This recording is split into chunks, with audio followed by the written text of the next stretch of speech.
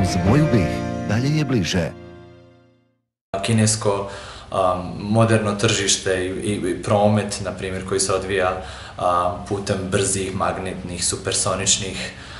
vozova, takozvani bullet trains, tih metaka koji doslovno distance od 1000, 1200, 1300 km koliko ima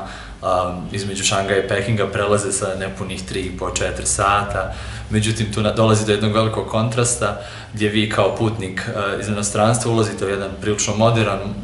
voz koji je zaista iz 22. stoljeća, koji vozi ogromnom brzinom, koji je uređen tako kako je uređen, a onda u vozu vidite, na primjer, sasvim obične ljude koji su došli tu i vade svoje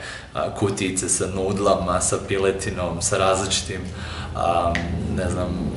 zaraženom hranom koju tako konzumiraju sasvim normalno, kao da se nalaze u nekoj drugoj zemlji totalno, tako da taj kontrast je bio vrlo simpatičan, posebno zato što